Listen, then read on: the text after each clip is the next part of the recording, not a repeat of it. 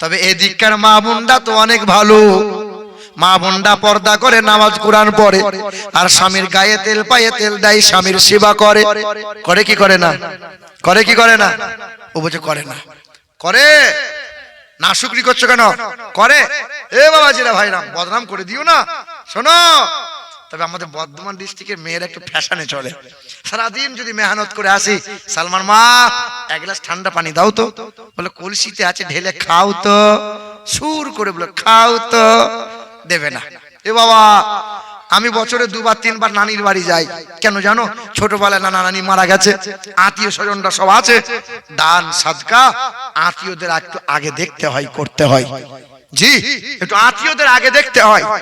তো একদিন গিয়ে দাঁড়িয়ে দেখছি এক দল মহিলা দাঁড়িয়ে আছে। জিজ্ঞাসা করছি, মামি খালারা সব কোথায় গিয়েছিলে? বলে বাপ মাস শেষ হলে বুঝতেই পারছো বাপ, ওই 1000 টাকা মাইনে তুলতে গিয়েছিলাম। মমতা খালা দিচ্ছে 1000 করে। হ্যাঁ, কি কি কি দিচ্ছে বাবা? লক্ষ্মী ভান্ডার। তাই আমি বললাম এটা ভালো কথা যে মহিলারা পাচ্ছে 1000 করে। তা বলছে বাপ তুই তো ভালো বলছিস, কিন্তু আমি পাচ্ছি 1000, সালমার মা পাচ্ছে 1000, জৈনার মা পাচ্ছে 1000, কিন্তু কোদালের মা 2000 করে পাবে কেন? এটা মমতার অন্যায় হচ্ছে না? তাই আমি বললাম কোদালের বাপ যে মরে গেছে, বেদবা ভাতা তো 1000 পাবেই, পাবে না? তা 2000।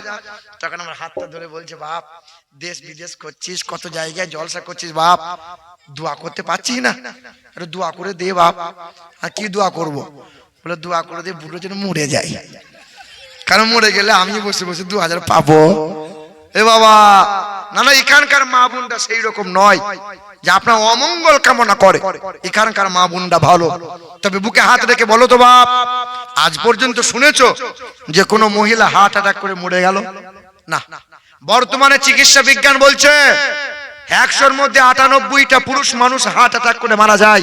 তার মূল কারণ হলো তার স্ত্রী, তার বিবিরা এত পরিমাণে মানসিক অত্যাচার করে, এত পরিমাণে পেরেশান দেয়, যা অতি অল্প দিনে এই পুরুষ মানুষ হার্ট অ্যাটাক করে মারা যায়। হে মা বোনেরা, আল্লাহ তোমাদের মর্যাদা বেশি দিয়েছে রে মা।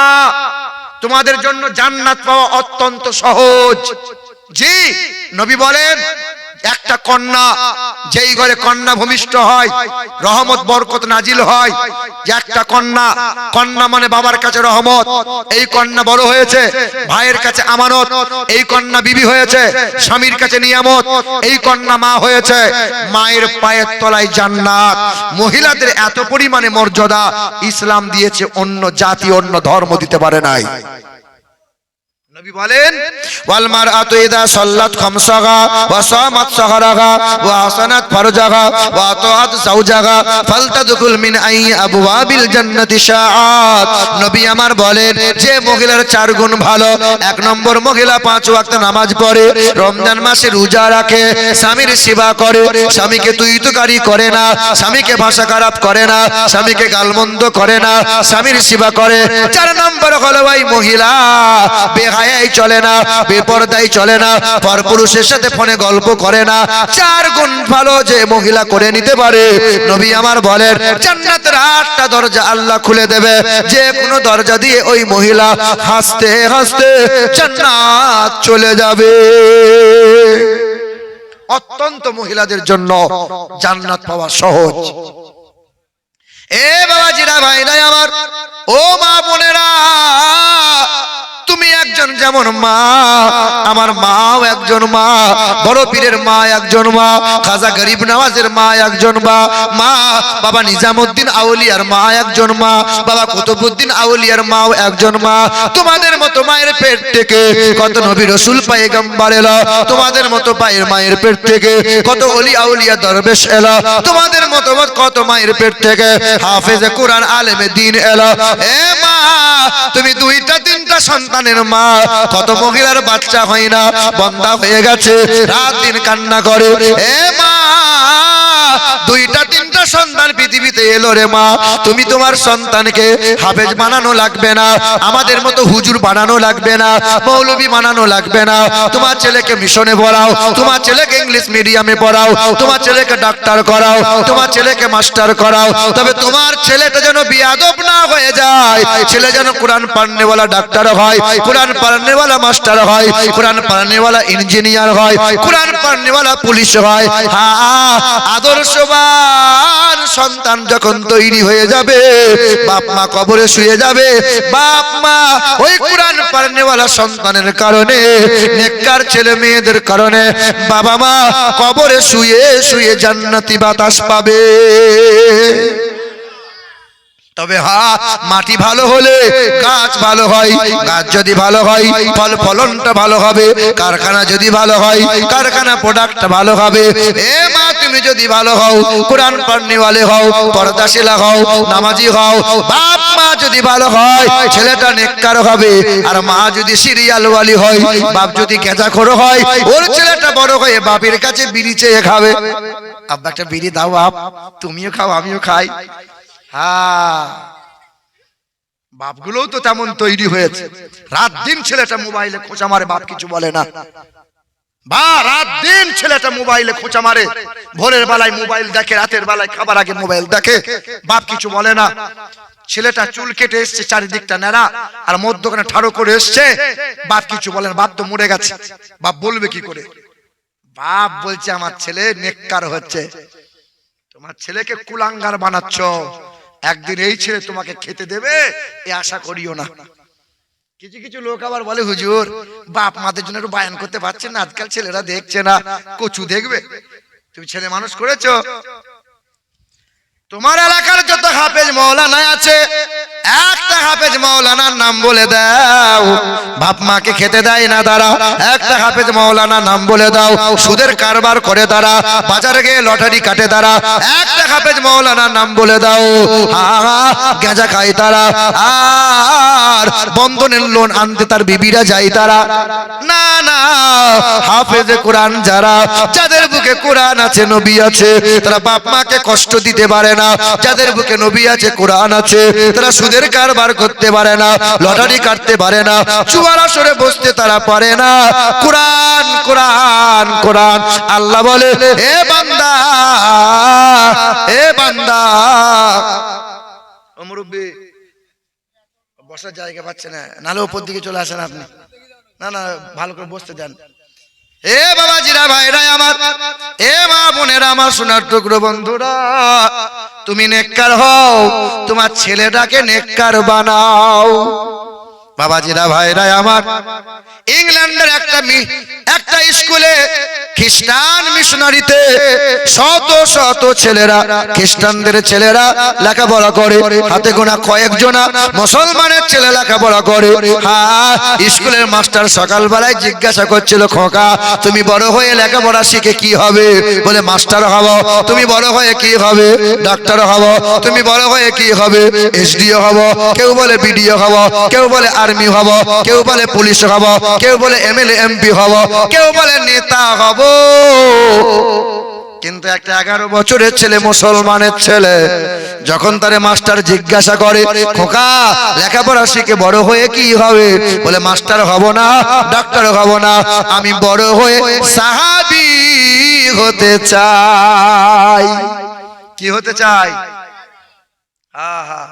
তো খ্রিস্টান তো জানে না সাহাবী আবার কোন ডিগ্রি, সাহাবী কোন ডিগ্রি।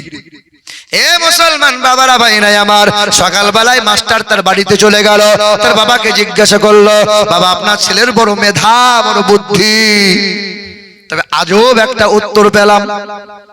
কি বলে? সব ছেলেকে জিজ্ঞাসা করেছিলাম, ছেলেরা বলেছিল বড় হয়ে এমএলএ এমপি হব, নেতা হব, এসডিও বিডিও পুলিশ আর্মি হব। কিন্তু আর 11 বছরের ছেলে বলছে বড় হয়ে সাহাবী হব। বাপ ঝরঝর করে কান্না করে। হায়, সাহাবী আর কেউ হতে পারে না, সাহাবীর দরজা বন্ধ হয়ে গেছে, আর সাহাবী কেউ হতে পারবে না। তবে সাহাবী হলো তারা ঈমানে হালতে নবী মুস্তাফাকে দিদার দেখেছে যারা, সাহাবী হলো তারা জান্নাতের সুসংবাদ পেয়েছে যারা, সাহাবী হলো তারা সবচেয়ে নবীকে ভালোবেসেছে যারা, সাহাবী হলো তারা রক্ত আর জীবন দিয়ে নবীর সুন্নাত জিন্দা করে গেছে তারা। সাহাবী হলো তারা। আমার ছেলেটা বড় হয়ে সাহাবী হবে, আমি বাপ আর কিছু চাই না, কারণ আমার ছেলে নেককার হয়ে গেছে, আমার ছেলে সঠিক রাস্তা অবলম্বন করে নিয়েছে। আমি বাপ বলে গর্বিত। যে ছেলেটা ভালো চুরি করতে পারে, 2 নম্বরে ইনকাম করে বেশি বেশি নিয়ে আসতে পারে, বাপের কাছে ওই ছেলেটা ভালো। বাপ একবারও বলে না বাপ নামাজটা পড়, কোরআনটা একটু যা, মাদ্রাসা হয়েছে, মক্তব হয়েছে, একটু ইমাম সাহেবের কাছে যা, একটু কোরআনটা শেখ। বাপও বলে না, মাও বলে না, জোরও করে না। এ বাবাজিরা ভাইরা আমার, ওই লরেন বুথ লেখিকার কথা বলতে বলতে একটু ব্যাকে চলে গিয়েছিলাম। খ্রিস্টান ধর্মের মেয়েটা কোরআনটা বুকে নিয়েছিল আর বলেছিল 2 বছরে এই কোরআনটা 52 বার আমি তেলাওয়াত করলাম। যে কোরআনের ভুলবার করতে গিয়েছিলাম, এই কোরআনটা পড়ে পড়ে জানতে পারলাম কোরআনে 30টা পারা আছে, 114টা সূরা আছে, 540টা রুকু আছে, কম বেশি 86,430টা বাক্য আছে। এই কোরআনে 3,23,671টা অক্ষর আছে। কোরআনের মতো আর কিতাব হবে না, তাই তো দেরি করতে পারলাম না। ওই মহিলা কোরআন বুকে নিয়ে কালেমা লা ইলাহা ইল্লাল্লাহ মুহাম্মাদুর রাসূলুল্লাহ কালেমা পড়ে ঈমানদার হয়ে গেল। মাথায় কাপড়টা নিল, নামাজ পড়তে শুরু করে দিল। এ মা, খ্রিস্টান ধর্মের মেয়েটা কোরআন পড়ে সকাল সন্ধ্যা 5 ওয়াক্ত নামাজ তো পড়েই পড়ে, তাহাজ্জুদের নামাজ ফেল করে না। তুমি মুসলমান ঘরের মা, মেয়ে, বেটি, বৌমা, কেন নামাজ কোরআন পড়ো না? বাবাজিরা ভাইরা আমার, একটা ঘটনা বলে দিয়ে যাই। উত্তর ভারতের মথুরার বৃন্দাবনে বিখ্যাত একটা মন্দির আছে। 300 বিঘা জমির মধ্যখানে দাঁড় করানো মন্দির। ওই মন্দিরে পূজারী হয়েছিলেন তিনি, বামুন হয়েছিলেন তিনি, যিনি অক্সফোর্ড বিশ্ববিদ্যালয় থেকে 12টা ভাষায় MA করেছিলেন তিনি। ওই মানুষটা, বাবার নাম ছিল মহান্তং প্রীতং দাস দাস, তার মায়ের নাম ছিল ভানুমতি কর। ওই মানুষটাকে হিন্দু সমাজের মানুষেরা ভগবান বলে সম্মান করেছিল, কিন্তু ওই মানুষটা কোরআন নিয়ে জনগণের সামনে কোরআনটা ছিঁড়েছিল। জোরে বলো নাউজুবিল্লাহ। কত বড় আস্পর্ধা! কোরআনের সঙ্গে বেয়াদবি করে। আল্লাহ পাক বলে ছাড় দি, কিন্তু আমি আল্লাহ ছেড়ে দিই না।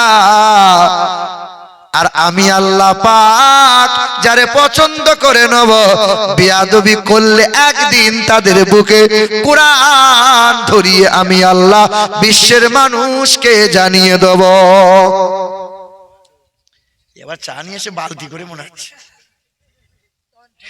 হ্যাঁ, এ বাবাজিরা ভাইরা আমার, ও সোনার চাঁদ বন্ধুরা আমার, শুধু মানুষেরা, সময় অল্প, চা খেতে খেতেই সময় চলে যাবে।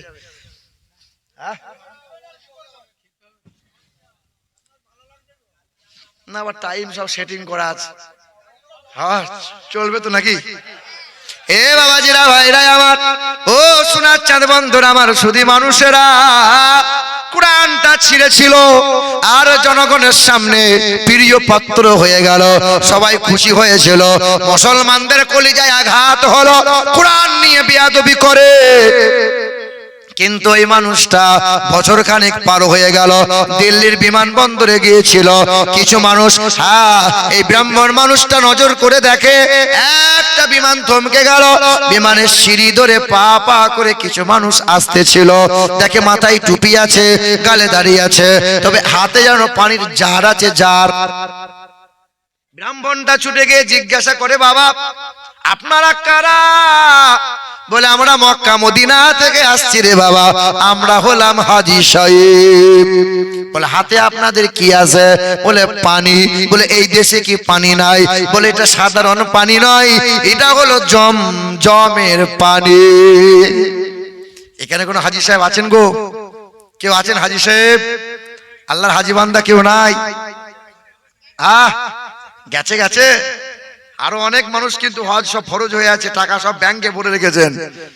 হজ করেন বাপ, একটু হজ করেন, একবার যান নবীর রওজাতে, একবার দরুদ সালাম দিয়ে আসেন, কাবা শরীফ একবার তাওয়াফ করে আসেন, কলিজা ঠান্ডা হয়ে যাবে, আল্লাহ আপনার গুনাহ খাতাকে মাফ করে দেবে। এ বাবা শোনেন, হাজী বান্দারা এলে জমজমের পানি দেয় কি দেয় না বলেন? তবে একটা হাদিস শোনেন, যদি কোনো আল্লাহর বান্দা জমজমের পানি কোন হাজী বান্দা দেয়, এই জমজমের পানিটাকে যত্ন করে রাখবেন। অনেক মানুষের পেটের অসুখ ভালো হয় না, গ্যাস্ট্রিক ভালো হয় না, আলসার ভালো হয় না, মহিলাদের সাদা সিরাপ ভালো হয় না, মহিলাদের বাধক ভালো হয় না, লিভারের যত রকমের রোগ আছে জমজমের পানিতে আল্লাহ শিফা করবে। শোনেন, যদি কোন আল্লাহর বান্দা 40টা দিন সকালে খালি পেটে 40 দিন 40 বার সূরা ফাতিহা পাঠ করে এক ঢোক করে পানি পান করবে, 40 দিন আল্লাহ পাক তার লিভারের সকল পেরেশান রোগ ব্যাধিকে আমার আল্লাহ শিফা দান করবে। বলো সুবহানাল্লাহ। জমজমের পানি হাজী বান্দারা দেয়। বিশ্বের 1 নম্বরে পানি হলো জমজম। বিশ্বের 1 নম্বর শহরের নাম হলো মদিনাতুল মুনাওয়ারা। বিশ্বের 1 নম্বর মর্যাদাপূর্ণ পাহাড় সাফা মারওয়া। বিশ্বের 1 নম্বর পালোয়ানের নাম জানা আছে আপনাদের? বলেন তো। বিশ্বের 1 নম্বরে পালোয়ান হলেন শেরে খুদা আলী রাদিয়াল্লাহু তাআলা আনহু। বিশ্বের 1 নম্বর শহীদ হলেন ইমামে হুসাইন রাদিয়াল্লাহু তাআলা আনহু। বিশ্বের 1 নম্বরে মহান নেতা, মহাবৈজ্ঞানিক নবী মুহাম্মদ সাল্লাল্লাহু। বিশ্বাস করেন যে নবী মহাবৈজ্ঞানিক? বিশ্বাস হয়?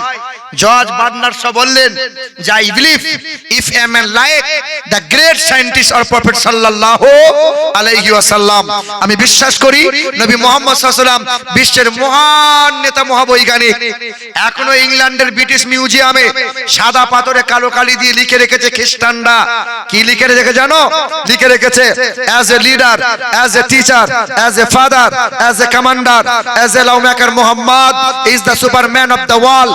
বিশ্বের জমিনে 1 নম্বরে নেতা, 1 নম্বরে পিতা, কল্যাণকর্তা, মানবতার বন্ধু, বিশ্বের মহান নেতা যিশু নয়, আব্রাহাম লিঙ্কন নয়, লেনিন নয়, গুরু নানক নয়, বিশ্বের মহান নেতা জনাবে মুহাম্মদ রাসূলুল্লাহ বলি সাল্লাল্লাহু আলাইহি ওয়াসাল্লাম। এ মুসলমান বাবাজিরা, ভাইরা আমার, শোনাচ্ছেন বন্ধুরা আমার, সুধী মানুষেরা, এ মুসলমান সোনার টুকরো বন্ধুরা আমার, এই দেখেন নবী মুহাম্মদ সাল্লাল্লাহু আলাইহি ওয়াসাল্লাম কত বড় মহাবৈজ্ঞানিক। আপনি একবার লক্ষ্য করেন, নবী সাল্লাল্লাহু আলাইহি সাল্লাম তিনি বলেছেন 1400 বছর আগে যখন ল্যাব ছিল না, পরীক্ষা নিরীক্ষা করার কোনো যন্ত্র ছিল না, নবী মুহাম্মদ সাল্লাল্লাহু আলাইহি সাল্লাম বললেন, এই পুরুষ মানুষ যারা টাকনুর উপরে কাপড় পরিধান করবে তারা, এই যে টাকনুর উপরে কাপড় পরিধান করবে তারা, মহিলারা টাকনু ঢাকা দিয়ে রাখবে তারা। ঠিক না ভুল বলেন? কোনদিন মনে হলো না একবার জিজ্ঞেস করি হাফেজ সাহেবকে যে পুরুষ মানুষ টাকনুর উপরে কেন পড়বে আর টাকনুর নিচে কেন মহিলারা পড়বে? হ্যাঁ, বর্তমানে চিকিৎসা বিজ্ঞান নবী মুহাম্মদ সাল্লাল্লাহু আলাইহি ওয়াসাল্লামের নীতিকে স্যালুট জানিয়ে বলছেন যে কোন পুরুষ মানুষ অধিকাংশ সময় যদি এই টাকনু ঢাকা দিয়ে রাখে, তার অতি অল্প দিনে হরমোন আর যৌন শক্তি সেই ব্যক্তি হারিয়ে ফেলবে। নবী মুহাম্মদ সাল্লাল্লাহু আলাইহি ওয়াসাল্লাম বলেছেন, পুরুষ মানুষ যারা হাট বাজার মাঠ ঘাট করবে তারা সূর্যের কিরণ বেশি বেশি পড়বে, যত পরিমাণে সূর্যের আলো পড়বে টাকনুতে এই হারে তত পরিমাণে হরমোন আর যৌন শক্তি বাড়বে তার শরীরে। কিন্তু মহিলারা টাকনু ঢাকা দিয়ে রাখবে, মহিলারা হাট বাজার করবে না, মাঠ ঘাট যাবে না, মহিলাদের সূর্যের আলো দরকার হবে না, মহিলারা সোনা নামক ধাতু ব্যবহার করবে, গহনা পরবে মহিলারা, কানের পরবে, হাতের পরবে, গলার পরবে, মহিলারা সাজবে। জি হ্যাঁ, সোনা নামক ধাতুতে সূর্যের কিরণে যে ভিটামিন পাওয়া যায় ওই ধাতুতে শরীরে ওই ভিটামিন পূর্ণ হয়ে যায়। বলো সুবহানাল্লাহ। সোনা ব্যবহার কারা করবে? কারা কারা? শ্বশুর শখ করে একটা গলার হার দিয়েছে, গলার মালা, 4টে আঙ্গুলে 4টে আংটি দিয়েছে, এই দেখো দেখো এইদিকে চারটে, এইদিকে চারটে, গলার হার দিয়ে মাল একদিন শুধু মুখে এরকম করে রুমালটা দিয়েছে। চাচা বলছে বাবা একবার সালামটা দে, আসসালামু আলাইকুম। শাশুড়ি দিয়ে সর্বনাশ, তো বড় পীর সাহেবের মনে হচ্ছে চাচা তো ভাই। পাহাড় নড়ে কিন্তু মুখে রুমাল নড়ে না। বিয়ে যেমন তেমন হয়ে গেল বুঝলেন। পরের দিনে শাশুড়ি বলছে হেমা, হেমা আমার জামাই কই? বলে ওই তো তোমার জামাই। বলো বাবা কালকে দেখি রুমাল এমন করে দিয়েছিল, মুখে রুমাল নড়ে না, এত লজ্জা। আর আজকে দেখি জামাই আমার আন্ডার প্যান্ট পরে ঘুরে বেড়াচ্ছে, কি ব্যাপার? এ বাবা, ও জীবনে একবার সালাম দিয়েছিল বিয়ের দিনে, একবার মাথায় টুপি পাঞ্জাবি পরেছিল, জীবন আর কোনোদিন পরে না, পেশাব করে পানিও লেয় না, লজ্জা শরমও করে না। লজ্জা শরম মানুষে করবে না গরু ছাগলে করবে?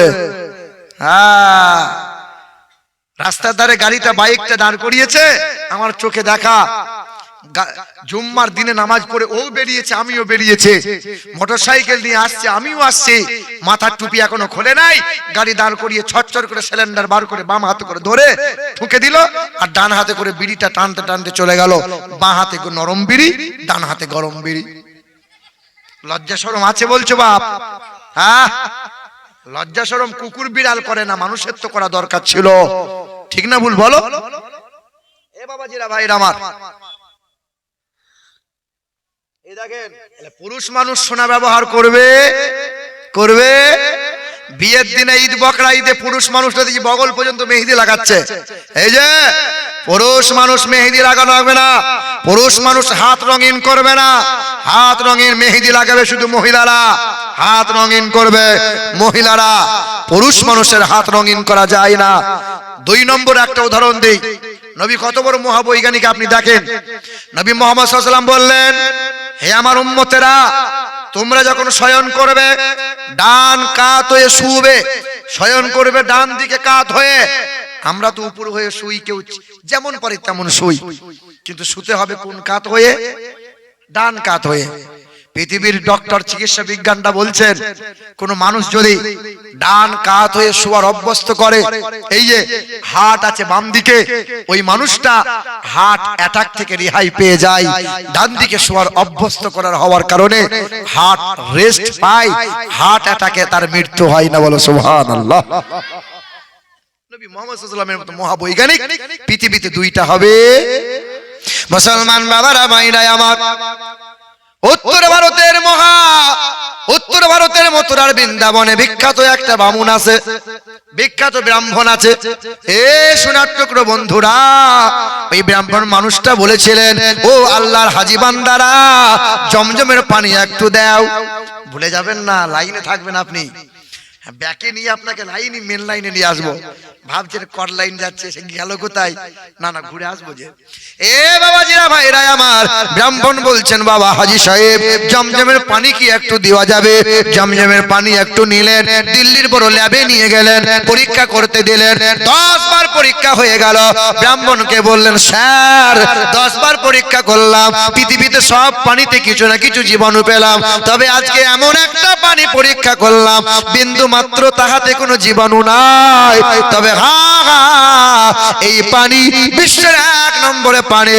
এই পানি রেগুলার কোন মানুষ যদি পান করে, লিভারে গ্যাস্ট্রিক হবে না, আলসার হবে না। জমজমের পানির মতো এমন পবিত্রময় পানি আর পাওয়া যাবে না। চিন্তা উদয় হয়ে গেল, টনক নড়ে গেল। যে মানুষটা বেয়াদবি কোরআনের সঙ্গে করেছিল, ওই মানুষটা আজকে দিল্লির চাঁদনি চকে চলে গেল, কোরআন একটা কিনলো, ইংরেজি ভাষার অনুবাদ কিনে নেওয়ার পরে বাড়ি চলে গেল। রাতের বেলায় কোরআন পড়ে, 1 মাস কোরআন পড়ে, 6 মাস কোরআন পড়ে, 1 বছর কোরআন পড়ে, 1 বছর 2 মাস কোরআন পড়েছিল। ওই মানুষটা একদিন বেয়াদবি করেছিল, আজকে আবার ওই মানুষটা কোরআনটা বুকে নিয়ে মন্দিরে দাঁড়িয়ে গিয়েছিল।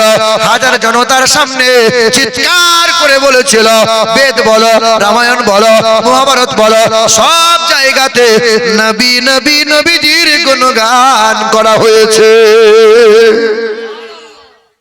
কি কথা বলো? বলে বেদে লেখা আছে অষ্টগুণ প্রসন্দি পজন্তি কৌলঞ্চ দমশতঞ্চ প্রজ্ঞাচ প্রক্রমচ বহুভাষিতাচ দানং যথা শক্তি কৃতজ্ঞতাচ। বেদে লেখা আছে অষ্টগুণে গুণান্বিত হবেন তিনি, মানব জাতির কল্যাণ কর্তা হবেন তিনি। তিনি অল্পভাষী হবেন, মিষ্টভাষী হবেন, কখনো মিথ্যা বলবেন না, আমানতের খেয়ানত করবেন না, লজ্জাশীল ব্যক্তি হবেন, কালো মানুষদের মুক্তির সূর্য হবেন, নারীর স্বাধীনতার অগ্রদূত হবেন, বিশ্বের মহান নেতা। শুধু তার বিবি বাচ্চার জন্য মায়া চিন্তা ফিকির করবেন না, মানব জাতির জন্য চিন্তা করে করে জীবনভর সংসার উজাড় করে দেবেন তিনি। তার বাবার নাম হবে আব্দুল্লাহ, তার মায়ের নাম হবে সুমতি, তার বাবার নাম হবে আব্দুল্লাহ, তার মায়ের নাম হবে আমিনা। বেদে লেখা আছে বিষ্ণু যশা, কল্কি পুরাণ 2 নম্বর অধ্যায় 11 নম্বর শ্লোক। বেদে বলা হয়েছে যার নাম বাবার নাম বিষ্ণু যশা, তার মায়ের নাম সুমতি। বিষ্ণু যশার বাংলা হবে আল্লাহর দাস, আরবি হবে আব্দুল্লাহ। মায়ের নাম হবে সুমতি, বাংলা হবে সত্যপ্রিয়া সুন্দর মন, তার আরবি হবে আমিনা। বাবার নাম আব্দুল্লাহ, মায়ের নাম হবে আমিনা, দাদার নাম হবে আব্দুল মুত্তালিব, দাদির নাম হবে নাতিজা বিনতে খাপ্পাব, নানার নাম হবে আব্দুল ওয়াহাব জোহরি, নানির নাম হবে বারিরা, দুধ বাবার নাম হবে হারিস, দুধ মায়ের নাম হবে হালিমা, দুধ ভাইয়ের নাম হবে আব্দুল্লাহ, তার পিতার নাম হবে আব্দুল্লাহ। তিনি হবেন মক্কার মতি, মদিনার জ্যোতি, জানাবে মুহাম্মদুর রাসূলুল্লাহ। বলে ব্রাহ্মণ কি বলতে চাইছো? সেদিন মানুষটা কোরআনটা বুকে নিয়ে বলেছিল লা ইলাহা ইল্লাল্লাহু মুহাম্মাদুর রাসূলুল্লাহ।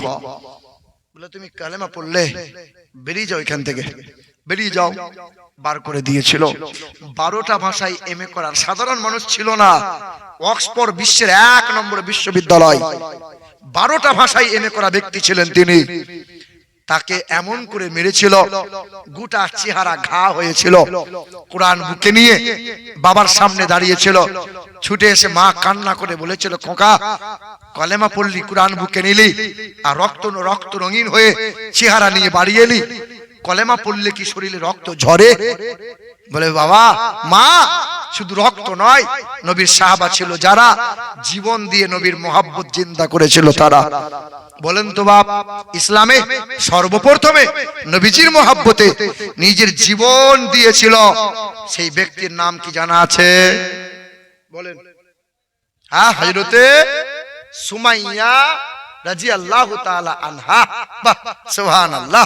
জি হ্যাঁ, ইনি একজন মহিলা ছিলেন। এই যে সুমাইয়াকে যখন সুমাইয়া কালেমা পড়েছিল, আম্মার তার ছেলে কালেমা পড়েছিল, বেঈমানরা বেঁধেছিল, মা সুমাইয়াকে গাছে বেঁধেছিল হাত পা, আর নিজ সন্তানকে সামনে বেঁধেছিল। নিজের সন্তানকে মেরে বলেছিল আম্মার কালেমা ত্যাগ কর, নাহলে এই চোখে তোর মায়ের উলঙ্গ চেহারা দেখবি। মা চিৎকার বলেছিল খোকা যে 10 মাস পেটে নিয়েছি রে বাপ, হ্যাঁ 2 বছর দুধ পান করালাম, 5 বছর তেল কাজল দিয়ে বড় করে তুললাম, প্রসবের সময় রক্তের বন্যা বইয়ে দিয়েছিলাম, জীবন দিবি কিন্তু কালেমাটা বন্ধ করবি না, ঈমান কখনো ঈমান ছাড়বি না। এবার সেদিন মা সুমাইয়াকে উলঙ্গ করে দিয়েছিল, তখন আম্মার চিৎকার করে বলেছিল আল্লাহ জমিনটা আমার জন্য যদি ফাঁক করে দিতে, চেহারা জমিনে বলে দিতাম, মায়ের উলঙ্গ চেহারা আমাকে দেখতে হবে। অপরাধ ছিল, কালেমা পড়েছিল, নবী নবী করেছিল, এক আল্লাহর ইবাদত করেছিল। বেঈমানরা এতই শান্ত হয় নাই, হযরতে সুমাইয়াকে জমিনে চিৎ করে শুইয়েছিল, বাম হাত বাম পা রশিতে বেঁধে খেজুর গাছে টান দিয়েছিল, ডান হাত ডান পা রশিতে বেঁধে অপর এক গাছে বেঁধে টান দিয়েছিল। বেঈমানের দল বর্ষা ভরে দিয়েছিল, লজ্জা স্থান দিয়ে এমন করে বর্ষা ভরে দিয়েছিল যে বর্ষা পেট পর্যন্ত গিয়েছিল, বর্ষার মাথায় এই রকম করে পাক দিয়েছিল, নারী ভুঁড়ি রক্ত মাংস বর্ষার মাথায় লেগে পাক লেগে ছিঁড়ে টেনে বার করেছিল।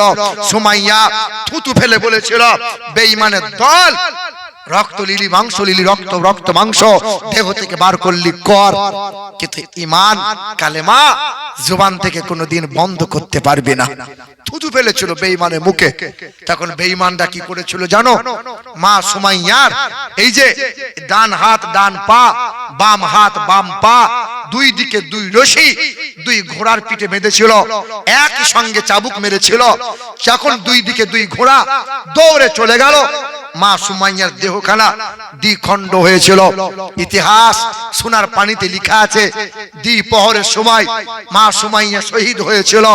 সূর্য যখন পাঠে যায়, মাগরিবের ওয়াক্ত হয়, ওই সময়ও নাকি তার চেহারার মাংস থেকে কালেমা লা ইলাহা ইল্লাল্লাহ লা ইলাহা ইল্লাল্লাহ লা ইলাহা ইল্লাল্লাহ মুহাম্মাদুর রাসূলুল্লাহ উচ্চারিত এই শব্দ বার হয়েছিল। বলো সুবহানাল্লাহ।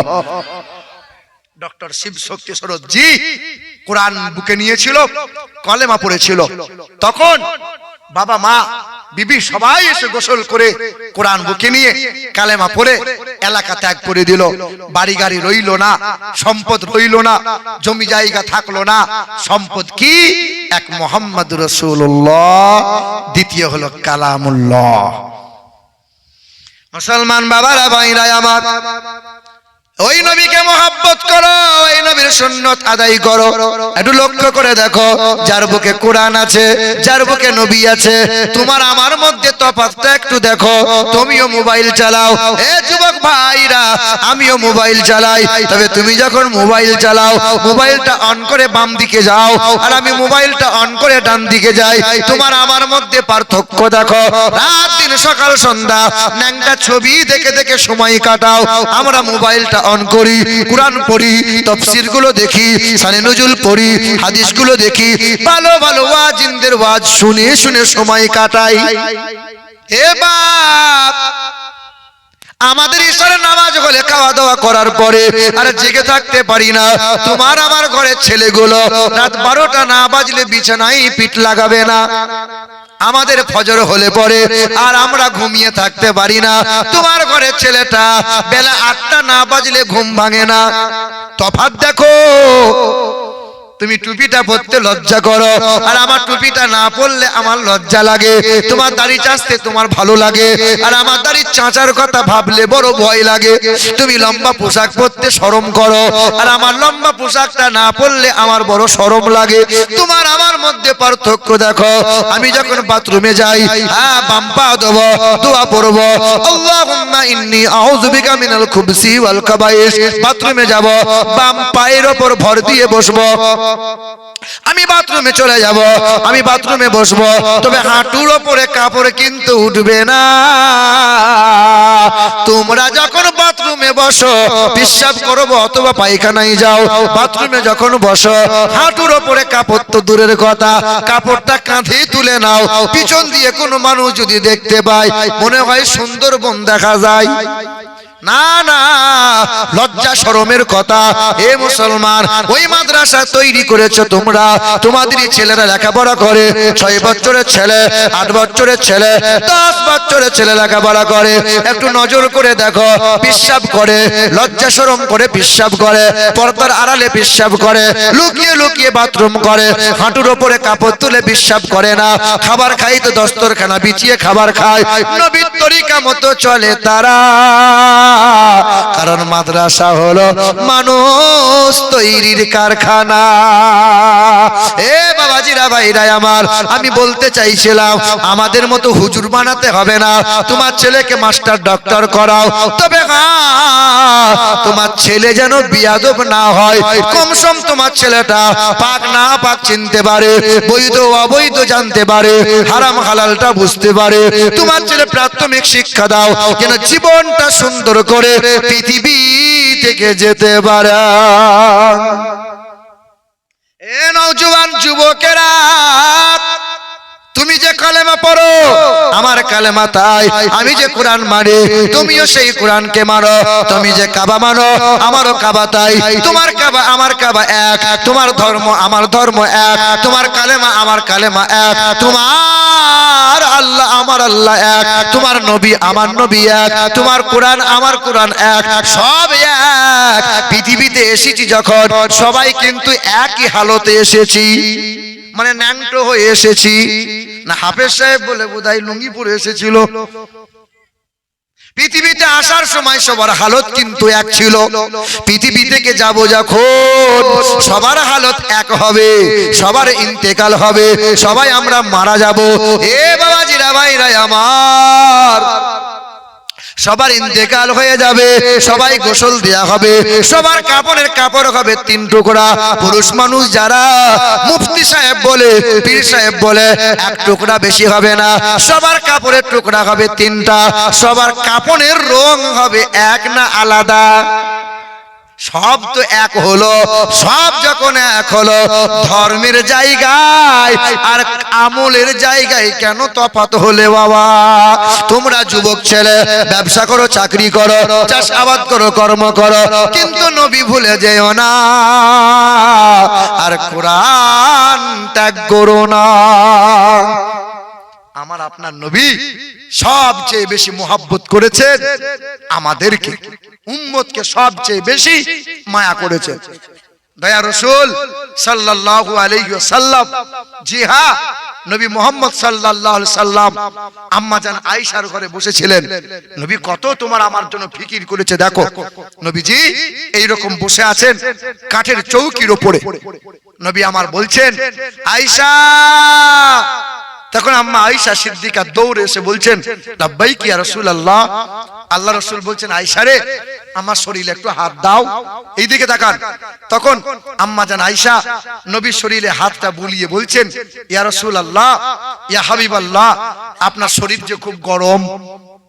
নবী বলছেন আয়েশা রে, 3 দিন ধরে শরীরে খুব জ্বর। আয়েশা, জাইতুনের তেল রাখা আছে জানালায়, একটু নিয়ে উষ্ণ গরম করে আমার পিঠে একটু মালিশ করে দাও না আয়েশা।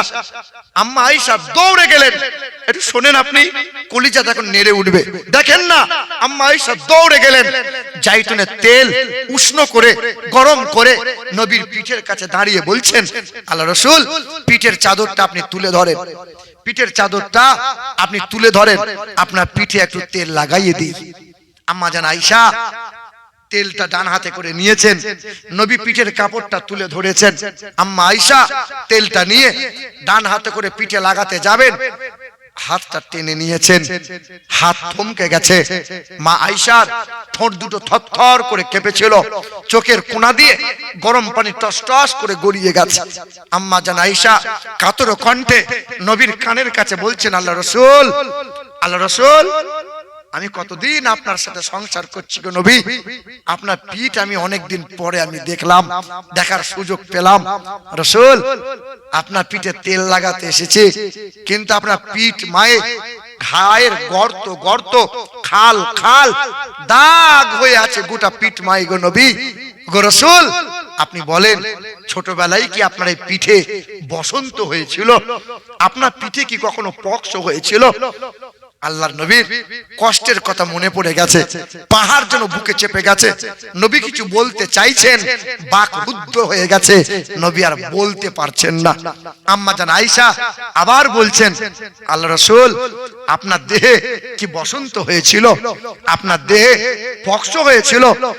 নবী তখন আয়েশা সিদ্দিকার হাতটা ধরে বলছেন আয়েশা, নবী রাসূল পয়গম্বরদের চেহারায় বসন্ত হয় না রে আয়েশা, পক্স হয় না রে আয়েশা। আয়েশা রে, আজ আমার 61 বছর বয়স। শুনুনি আয়েশা, 10 বছর আগে তায়েফের নিষ্ঠুর মানুষেরা আমাকে এমন করে পাথর ছুঁড়ে ছুঁড়ে মেরেছিল আয়েশা, তুমি শোনো নাই? আয়েশা রে, এই কালেমার বাণী নিয়ে গিয়েছিলাম তায়েফের মানুষদের কাছে, আর তায়েফ নিষ্ঠুর মানুষদের সামনে বলেছিলাম লা ইলাহা ইল্লাল্লাহ আনা রাসূলুল্লাহ। হে তায়েফবাসী, তোমরা এক আল্লাহকে মেনে নাও, আমি আল্লাহ রাসূল, আমাকে স্বীকার করে নাও। জানো আয়েশা, তায়েফের নিষ্ঠুর মানুষেরা সেদিন বলেছিল মুহাম্মদ ছোটবেলায় তায়েফ শহরে লালিত পালিত হলে আর বড় হয়ে এই তায়েফ শহরে আবার নিজেকে রসুল বলে প্রচার করতে এলে, মোহাম্মদ বেরিয়ে যাও, এখানে মরে গেলে মাটি দেওয়ার লোক পাবে না। জানো আয়েশা, সেদিন বড় অবাক হয়েছিলাম, তায়েফের মানুষরা এত নিষ্ঠুর ছিল আমি জানতে পারি নাই রে আয়েশা। সেদিন যুবকগুলোর হাতে মোটা মোটা পাথর ধরিয়ে বলেছিল, মোহাম্মদ পাগল, এই মোহাম্মদকে এমন করে মারবি যেন মোহাম্মদ সুস্থ হালতে বাড়ি ফিরে যেতে না পারে। জানো আয়েশা, জানো আমার শরীরে সাদা রঙের পোশাক ছিল আয়েশা, ওই যুবকগুলো এমন করে পাথর ছুঁড়ে মেরেছিল যে আমার এই পোশাকটা ছিঁড়ে চামড়া ফেটে মাংসের মধ্যে পাথরগুলো গেঁথে গিয়েছিল আয়েশা। জানো আয়েশা, এক একটা পাথর যখন তুলেছিল ফিচকিরে দিয়ে কাঁচা রক্ত প্রবাহিত হয়েছিল, গোটা দেহ রক্তে রঞ্জিত হয়েছিল আয়েশা রে।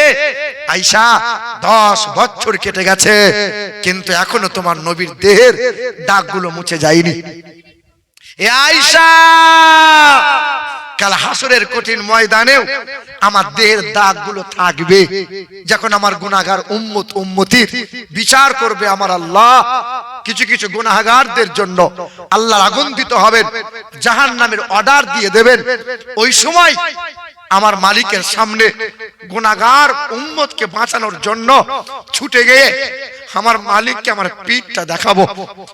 আল্লাহ পাক দেখে বলবেন, হাবিব, জীবনে কোনোদিন এই চেহারায় মশা বসতে দেই নাই, জীবনে কোনোদিন এই চেহারায় মাছি বসতে দেই নাই রে হাবিব, জীবনে কোনোদিন এই চেহারাকে দুর্গন্ধ করে নাই, আপনার ঘামকে সুগন্ধময় করেছিলাম, আপনার চেহারা থেকে খুশবু বার করিয়েছিলাম। হাবিব, আজকে চেহারাটা এইরকম চালনির মতো গর্ত গর্ত করে আমার সামনে পেশ করলেন, কি চাইছেন হাবিব? বিনিময়ে চাইছেন আপনি প্রতিশোধ নেন। নবী বলবেন, আল্লাহ, জীবনে কোনোদিন কারো বিরুদ্ধে তোমার কাছে মামলা করি নাই, নালিশ করি নাই। আল্লাহ, জীবনে কোনোদিন কারো বিরুদ্ধে বদদুয়া করি নাই। আল্লাহ, কোনোদিন প্রতিশোধ আমি নিই নাই, আজও নেব না। এ মুসলমান, একটু ধ্যান দাও। সেদিন আল্লাহ পাক বলবেন, হাবিব, কি চাইছেন তাহলে বলেন। নবী বলবেন, আল্লাহ, আমার গুনাহগার বড় উম্মত বড় দুর্বল, আমার উম্মত বড় গুনাহগার, আমার উম্মত বড় নাদান। আল্লাহ, আমার গুনাহগার গুলোকে, আমার উম্মত গুলোকে, আমার নাদান উম্মতকে তুমি জাহান্নামে দিও না আল্লাহ, জাহান্নামে দিও না আল্লাহ, আমার উম্মত গুলোকে রক্ষা করে নাও আল্লাহ। আল্লাহ পাক সেই দিন বলবেন, হাবিব, জীবন ভোর যে উম্মতের জন্য কাঁদলেন, উম্মতের জন্য উম্মতের মায়ায় পড়ে ছেলে মেয়ে সংসারকে উজাড় করে দিলেন, হাবিব, এই উম্মতের আমল নামা আপনি নিজ চোখে একবার দেখেন তো, দেখেন। নবীর হাতে আমল নামা তুলে দেওয়া হবে, নবী দেখবেন এই উম্মতের আমল নামা। নবী দেখে আফসোস করে বলবেন, হাই উম্মত, হাই হাই উম্মত, জীবন পেলে, বছর পেলে, মাস পেলে, রাত পেলে, দিন পেলে, আমার কথা একটুকু তোমার মনে পড়ে নাই বলো? আমার জন্য একটুকু তোমার মায়া হয়নি বলো? জানো উম্মত, মক্কা আমার মাতৃভূমি ছিল, মক্কা আমার বাপ দাদুর পৈতৃক ভিটা ছিল। জানো উম্মত, মক্কার বেঈমানরা আমার গলায় গামছা দিয়ে ফাঁস দিয়ে টেনে ধরেছিল। হ্যাঁ, আমি চিৎকার করে আব্বা বলি নাই, মা বলি নাই, আমি চিৎকার করে তোমার জন্য বলেছিলাম, আল্লাহ, আমার উম্মতকে তুমি রক্ষা করে নিও আল্লাহ। জানো উম্মত, মক্কা আমার মাতৃভূমি ত্যাগ করেছিলাম, বেঈমানরা থাকতে দেয় নাই। মক্কা থেকে মদিনা কম বেশি 430 কিলোমিটার রাস্তা, 14 দিন পায়ে হেঁটেছিলাম, 14 দিন সঙ্গে আবু বকরকে নিয়েছিলাম, মক্কা থেকে মদিনায় গিয়েছিলাম। কিন্তু 1 মিনিটের জন্য উম্মত আমি তোমাকে ভুলে যাই নাই। আমি ভেবেছিলাম মদিনায় গিয়ে সুখ পাবো, কিন্তু মক্কার বেঈমানরা আমাকে সুখ দেয়নি। ওই মক্কার বেঈমানরা চক্রান্ত করেছিল আর নওজোয়ান পালোয়ান গুলোকে লেলিয়ে দিয়ে বলেছিল, মুহাম্মাদের মাথার কেটে নিয়ে 200 উট দেবো। আমার বিপদের সম্মুখীন ছিলাম, কিন্তু আমি আমার এই উম্মতকে ভুলে যাই নাই। জানো উম্মত, আমার এই মাথাটা একবার তায়েফের মানুষরা ভেঙেছিল, ফাটিয়েছিল, আর একবার বেঈমান আবু জেহেল পাথর পাথরে করে মেরে ফাটিয়েছিল, দুইবার মেরে ফাটিয়ে দিয়েছিল। এমন করে রক্ত বইয়ে গিয়েছিল যে রক্তের কারণে পায়ের খরমটা চামড়ার সাথে জমাট বেঁধে গিয়েছিল। কিন্তু উম্মত, সেই দিন আমি তোমাকে ভুলে যাই নাই, পিঠ চালনির মতো করে দিয়েছিলাম। উম্মত, তোমার জন্যই ফিকির করেছিলাম। মদিনা থেকে 3 দিন চলে গিয়েছিলাম, না খাওয়া, না পান করা, না আরাম ছিল। সিজদায় পড়ে শুধু আল্লাহ পাকের দরবারে কেঁদে বলেছিলাম, আল্লাহ আমার উম্মতকে তুমি রক্ষা করে নিও, আল্লাহ আমার উম্মতকে তুমি বাঁচিয়ে নিও আল্লাহ।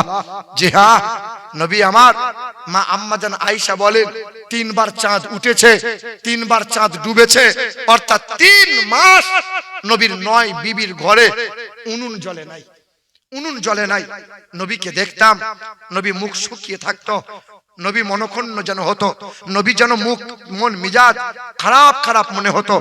আমি দেখতাম নবী আমার গুনগুন করে কাঁদতেন। আমি রসুলকে বলতাম, আল্লাহ রসুল আপনি কাঁদছেন কেন? সংসারের চিন্তা করছেন, ছেলে মেয়ের ভাবনা ভাবছেন? আল্লাহ রসুল বলতেন, আয়েশা রে, সংসারের জন্য তেমন চিন্তা হয় না রে আয়েশা, বিবি বাচ্চা নিয়ে তেমন আমি ভাবি না রে আয়েশা। আয়েশা, আমার গুনাহগার উম্মতির জন্য বড় চিন্তা হয়, আমার উম্মতির কি হবে, আমার উম্মতির কি হবে। আরে যে নবী নিজের সন্তান বউ বাচ্চাকে উজাড় করেছিল কিন্তু উম্মতকে ভোলে নাই, সেই জাতি, সেই উম্মত নিজের বউ বাচ্চার ফিকির করতে গিয়ে নবীকে আর মনে রাখে নাই। মুসলমান সোনার টুকরো বন্ধুরা, কি ভাবছেন মরা লাগবে না? চাষ আবাদ টাকাই শুধু করা লাগবে। ফিরাউন 400 বছর বেঁচে ছিল, 400 বছর। ফিরাউন ভেবেছিল কখনো মরণ আমার হবে না। সাদ্দাত বলেছিল খোদার জান্নাতে আমি যাব না। নমরুদ বলেছিল যে খোদাকে মার্ডার করব, খোদাকে রাখবো না। করুন বলেছিল আমি অনেক সম্পত্তির মালিক, আমার মরণ কোনোদিন হবে না। ওই যে মাইকেল জ্যাকসন ড্যান্সার ছিল, নাচতো। ওই মাইকেল জ্যাকসন বলেছিল 150 আগে আমি মরবো না। 10টা মানুষকে কিনে রেখে দিয়েছিল, 12টা ডাক্তার সকাল সন্ধ্যা খাবার পরীক্ষা নিরীক্ষা করে খাবার খেত, দাস্তানা ব্যবহার করে হ্যান্ড সাফ করত। মাইকেল জ্যাকসন গোটা চেহারা সার্জারি করে ফর্সা করেছিল। সাংবাদিক সম্মেলনে বলেছিল 150 আগে আমি মরবো না। 60 বছর পার হয় নাই। ইংল্যান্ডের রানী এলিজাবেথ বলেছিল, যার মাথায় 3,500 কোটি মার্কিন ডলারের মুকুট ছিল, মুকুট, এই ইংল্যান্ডের রানী বলেছিল 100 বছর না করে আমি মরবো না। ৭০ বছর পার হয় নাই। কি ভাবছেন বাপ, মরণ হবে না? কবরে যেতে যাওয়া লাগবে না? হ্যাঁ, কদিন আগে জানাজা পড়াচ্ছিলাম, সকাল 10টাই ছিল জানাজার টাইম।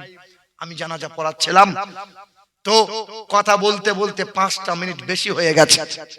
এক মুরব্বী বলছে, হুজুর ঘড়ির দিকে তাকান, 5 মিনিট বেশি হয়ে গেল। আমি বললাম, বাপ আপনি খুব ব্যস্ত মানুষ, আমি জানি খুব ব্যস্ত মানুষ আপনি।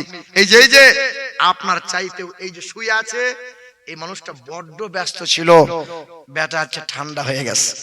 হ্যাঁ, কি ভাবছো তুমি? বোধহয় মরে গেলে বউ বাচ্চা 2 মাস খাবে না, গ্রামের দোকান বাজার খুলবে না, গ্রামের মানুষ সবাই আফসোস করে কাঁদবে, আকাশের সূর্য উঠবে না, সব হবে, সবাই খাবে, সবাই আনন্দ করবে, এটা তুমি থাকবে না। কার জন্য করছো বলো? কবি বলছেন, আজকে মরেলে কালকে 2 দিন, পরের দিন কেউ কাঁদবে না। আজকে মরেলে কালকে 2 দিন, পরের দিন কেউ কাঁদবে না। যাদের জন্য করলা কামাই, মরলে তারা চিনবে না। আজকে মরলে কালকে 2 দিন, পরের দিন কেউ কাঁদবে না। যাদের জন্য করলা কামাই, তারা কেউ চিনবে না। থাকতে সময় করো আমল, থাকতে সময় করো আমল, ঈমান করো খাঁটি। শেষ ঠিকানা তোমার আমার 3.5 হাত মাটি। শেষ ঠিকানা তোমার আমার 3.5 হাত মাটি। আল্লাহুম্মা সাল্লি আলা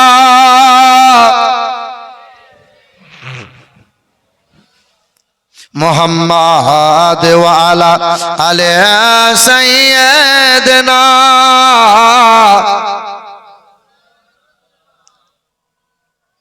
মুসলমান বাবারা ভাইরা আমার, ও সোনার চাঁদ বন্ধুরা আমার, সুধী মানুষেরা, পৃথিবীর জমিনে যদি মাথা উঁচু করে বাঁচতে চাও, কল্যাণ কামিয়াবি যদি লাভ করতে চাও, এই দুনিয়ার আল্লাহর বান্দারা, এক হলো মুহাম্মদুর রাসূলুল্লাহ, দ্বিতীয় হলো কালামুল্লাহ।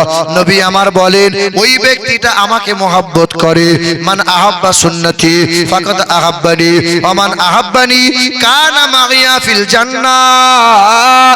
যে আমার সুন্নতকে ভালোবাসে, যে আমার সুন্নতকে ভালোবাসে, আমি যেমন করে খেতে বলেছি উম্মত তেমন করে খাই, আমি যেমন করে পোশাক পরতে বলেছি উম্মত তেমন করে পোশাক পরে, আমি যেমন করে বাথরুম যেতে বলেছি উম্মত তেমন করে বাথরুম যাই, আমি যেমন যেমন বলেছি উম্মত তেমন তেমন করে, তেমন তেমন খাই, তেমন তেমন চলে। হ্যাঁ, ওই মানুষটা সত্যি করি আমি নবীকে মহব্বত করে। আর মুখে দাবিদার নবী গো। সেদিন একটা জায়গা দেখছি শুধু বলছে ছল্লে আলা, ছল্লে আলা। আর বাপ নামাজ পড়ো, নামাজ পড়ি না, ছল্লে ওয়ালা দিয়ে জান্নাত চলে যাব। হে বাবা, সোনার টুকরো বন্ধুরা আমার, সুধী মানুষেরা, নামাজ নাই, কুল নাই, কালমা নাই, পেশাব করে পানি নাই, দাম্পত্য জীবনের মধুর মিলনের পরে ফরজ গোসল নাই, জান্নাত পড়ে আছে বাপ। হে মুসলমান বাবারা ভাইরা আমার, ও সোনামণি মা বোনেরা, পৃথিবীর জমিনে যত মহাগুরু, যত ধর্মগুরু, যত মুনি ঋষি, যত পণ্ডিতেরা, যত বৈজ্ঞানিকেরা কোরআন নিয়ে আর নবীকে নিয়ে রিসার্চ করেছিল, তারা কোরআনের ভুল বার করতে গিয়েছিল, নবীকে অপমান করতে চেয়েছিল। আবার আল্লাহ পাকের কত কত পণ্ডিতের ওপর গজব নেমে গেছে রে বাবা, কত পণ্ডিতের ওপর খোদার গজব নেমে গেছে। জি হ্যাঁ, আল্লাহর নবীর চরিত্র নিয়ে কলম তুলেছিল, একটা বই লিখেছিল, বইটার নাম দিয়েছিল রঙ্গিলা রসুল। কি নাম? রঙ্গিলা রসুল। তখন ভারত, পাকিস্তান, বাংলাদেশ এক ছিল। ওই সময় আপনার 1828 সাল হবে, 1828 সাল হবে। জি হ্যাঁ, ওই সময় এক বেঈমান রঙ্গিলা রসুল বই লিখলো, সেই বেঈমানের নাম ছিল রাজপাল।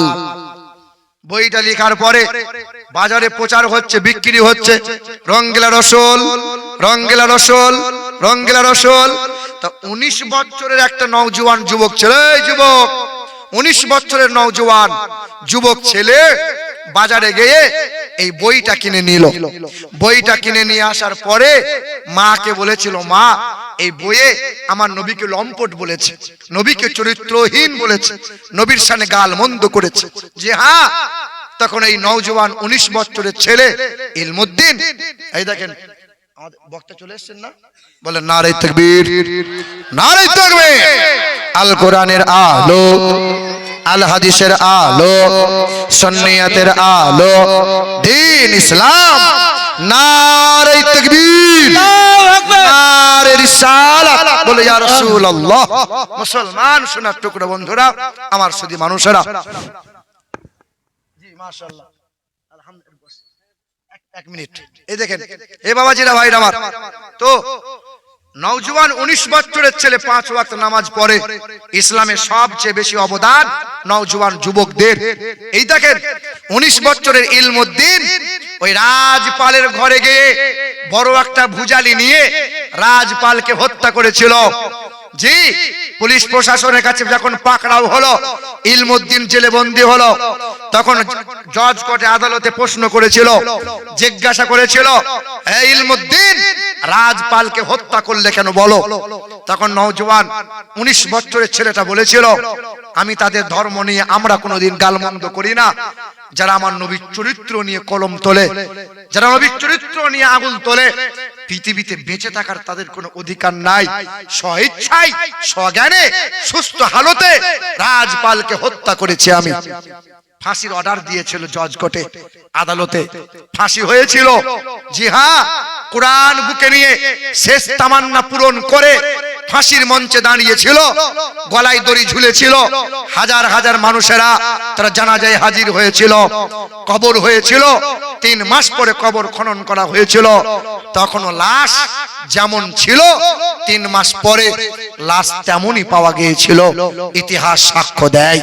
বাপ, মুমিন হও, ইমানদার হও, নবীর সুন্নাত নবীর মুহাব্বত নিয়ে আর কুরআন বুকে নিয়ে পৃথিবী থেকে যাব ইনশাআল্লাহ।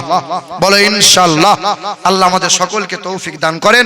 ওয়া আখিরু দাওয়ানা আনিল হামদুলিল্লাহি রাব্বিল আলামিন। আসসালামু আলাইকুম ওয়া রাহমাতুল্লাহ।